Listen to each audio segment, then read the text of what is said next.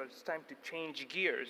No pun intended to all the robotic surgeons over there, but get a chance to talk about something very near and dear to myself and, prosthetic joint infections. So I got to acknowledge Jay Parvizi. He helped put this deck together. Some of these are his slides. So Rothman, in 1984, this is what he said. When a patient gets an infection during joint replacement, we as surgeons have destroyed their life. All right, so just keep that at the back of your mind. All right, so let's look at some facts. Infection is on the rise. Right, if you look at all the trends, including the registry data, infection is going up. Right, revisions due to infection are going up, partly due to the numbers of primaries and revisions going up as well. Right, so if you look at hip, look at percentage of hip revisions due to infection, going up. Knees, going up. What about re-revisions for initial revision due to infection? Still high, 65%, right? This is our American data. What about your data, all right? I just want to take a moment here. If you guys are not participating in your Indian Joint Registry, please do. This is very vital, and I can't stress the importance of this. So please take a moment, go back to your practices and try to contribute to this, this registry. But revisions for total hip etiology, again, 14% infection, total knee, about 25% infection. So we know the incidence is high, right? So about 1 to 4% of primary total joints, and can occur about 30% after revision. So not a fun day in the what you call it, your OT, right? When you have this going on. Even the research associated with this, right? It's skyrocketing. So another fact, mortality remains high. So PGI we know is an independent predictor of mortality. When you adjust for all the confounders, it's associated with a 4 times increased odds of 1-year mortality compared to aseptic revisions. That is a high number, all right? That is a really high number. What about the 5-year survivorship?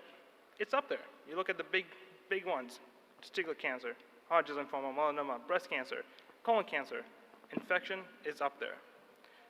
This is data from our nationwide in-hospital mortality, right? The revision, mortality from revision total hips, prosthetic joint infection from revision total hips is high. This is as high as interventional cardiology, higher than cholecystectomy, higher than kidney transplant.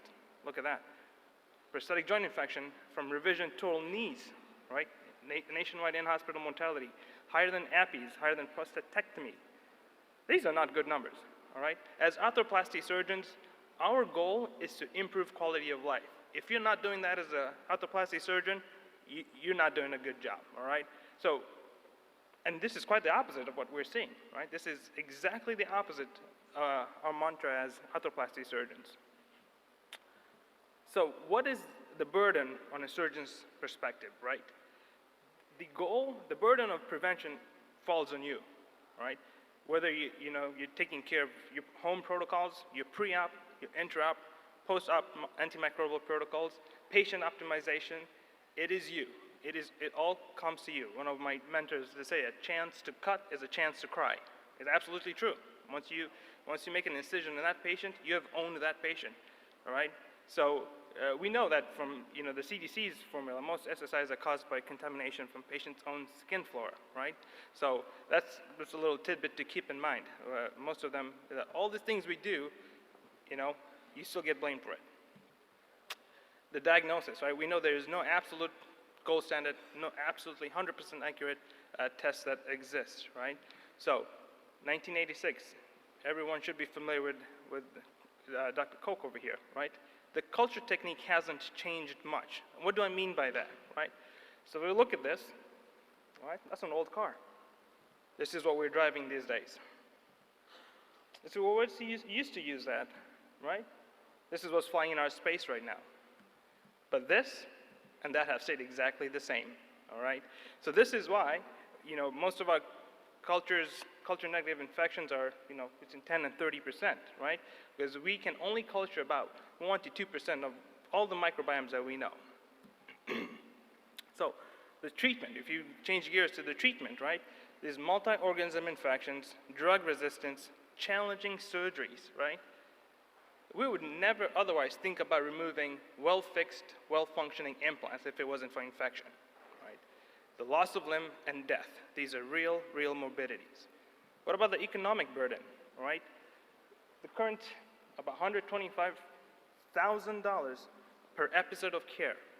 Most surgeries treating prosthetic joint infections require multiple episodes of care, whether it's stage procedures, where it's repeat debridements, DARE, double DARE, and we're going to have good discussion on this later on, right? And this number has crossed $1.62 billion as of 2022, all right? So that is a lot of dough. That's a lot of money, okay? So, and overall, the cost to treat hip PGIs was slightly greater than the mean cost to treat knee PGIs, which is interesting because the incidence of knee PGIs is a lot higher than hips, right? Same thing in Europe, right? Even if the numbers are not as astronomical as the US, they're still high. So is Australia, right? So I ask you this again, right? 40 years later, is this true or not? You debate. Thank you.